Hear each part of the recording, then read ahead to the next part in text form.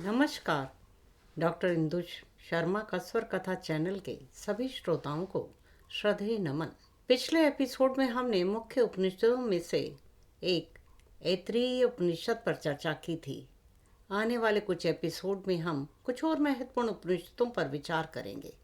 इससे पूर्व कि हम आज की चर्चा आरंभ करें, आप सभी से पुनः नम्र निवेदन है कि यदि आपने अभी तक हमारे चैनल को सब्सक्राइब नहीं किया तो अवश्य कर दें, जिससे आपको सनातन धर्म से संबंधित जानकारी अविरल प्राप्त होती रहे।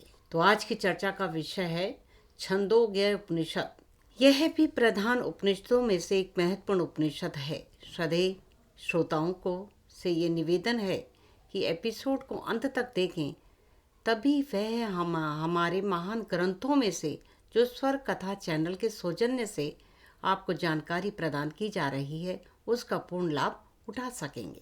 छांदोग्य उपनिषद सामवेदीय छांदोग्य ब्राह्मण का औपनिषेदिक भाग है, जो प्राचीनतम 10 उपनिषदों में नवम एवं सबसे बृहदाकार है। यह उपनिषद ब्रह्म ज्ञान के लिए प्रसिद्ध है। सामवेद की तलवाकार शाखा में इस उपनिषद को मान्यता प्राप्त है। इसमें 10 अध्याय हैं।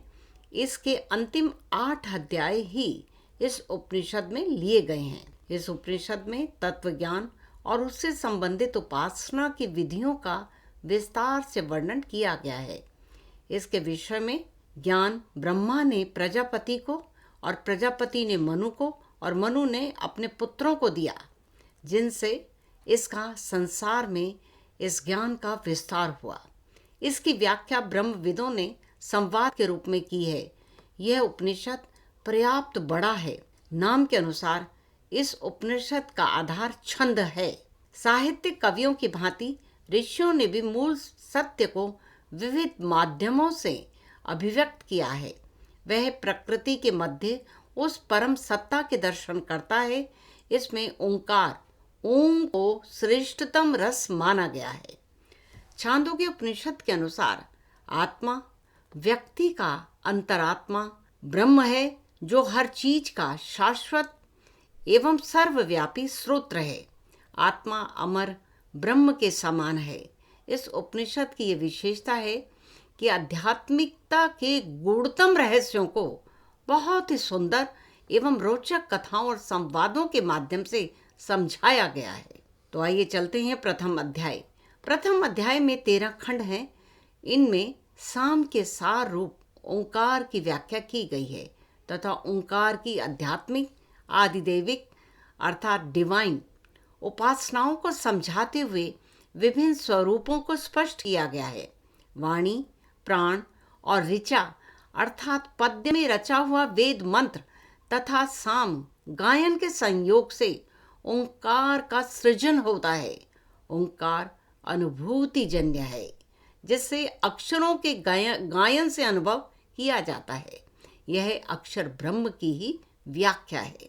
दूसरे अध्याय में 24 खंड हैं। साम को श्रेष्ठता से जोड़ते हुए विभिन्न प्रकार की उपासनाओं का वर्णन किया गया है। और तीसरे अध्याय में इसमें 19 खंड हैं। इस आदित्य को ही पर ब्रह्म मानकर विविध रूपों के द्वारा उसके स्वरूप का वर्णन किया गया है। और चतुर्थ अध्याय में इसमें 17 खंड हैं।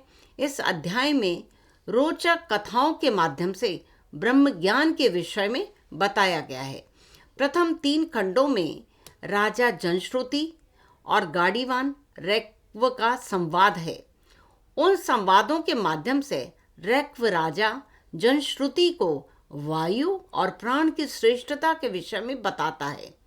चतुर्थ से 9वें खंड तक जाबाला पुत्र सत्यकाम की कथा है, जिसमें वृषभ, अग्नि, हंस और जल पक्षी के माध्यम से ब्रह्म का उपदेश दिया गया है।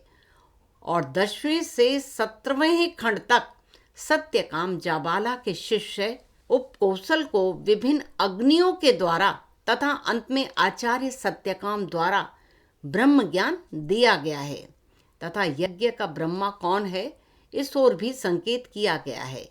पंचम अध्याय में 24 खंड हैं। इसमें प्राण की सर्वश्रेष्ठता एवं पंचाग्नि विद्या अर्थात 5 अग्नि पर ध्यान का विशद विवरण किया गया है। साथ ही अग्नि का महत्व, जीव की गति, आत्मा पर सत्यकाम जाबाल, श्वेत केतु और प्रवाहन का संवाद तथा जीवन जगत के गूढ़तम विषयों का सरल भाष्य भी प्रस्तुत किया गया है। प्राण के सर्वश्रेष्ठता को स्वीकार भी किया गया है। षष्ठ 16 खंड हैं। इस अध्याय में ब्रह्म ऋषि आरुणि पुत्र उद्दालक ने अपने पुत्र श्वेत केतु को सत्य स्वरूप ब्रह्म को विविध उदाहरणों द्वारा समझाया था और सृष्टि के सृजन की विधिवत व्याख्या की गई है। सप्तम अध्याय में 26 खंड हैं और इन शब्दों में ब्रह्म से प्राण तक की व्याख्या प्रस्तुत की गई है। ब्रह्म की वास्तविक स्थिति क्या है उस पर प्रकाश भी डाला गया है। अष्टम अध्याय में 15 खंड हैं और इस अध्याय में शरीर में स्थित आत्मा की अजरता अमरता का विवेचन किया गया है। गुरु अपने शिष्यों से कहता है कि मानव हृदय में अत्यंत सूक्ष्म रूप से ब्रह्म विद्यमान रहता है। हृदय का अर्थ है हृदय अयम, वह हृदय में है, यही आत्मा की व्युत्पत्ति है। वास्तव में जितना बड़ा यह आकाश है उतना ही बड़ा और विस्तृत यह चिदाकाश हृदय भी है। इस हृदय में अत्यंत सूक्ष्म रूप में आत्मा निवास करता है और यह शरीर समय के साथ साथ जर्जर होता चला जाता है और एक दिन वृद्ध होकर मृत्यु का ग्रास बन जाता है। इसलिए शरीर को नश्वर कहा गया है। परंतु इस शरीर में जो आत्मा विद्यमान है वह कभी नहीं मरता। वह न तो जर्जर होता है, न वृद्ध होता है और न ही वह मरता है। तो आज बस केवल इतना ही। अगले एपिसोड में एक और उपनिषद पर चर्चा करेंगे। तब तक के लिए मुझे आज्ञा दीजिए। आप सभी का स्वर कथा चैनल से जुड़ने के लिए पुनः अतिशय धन्यवाद।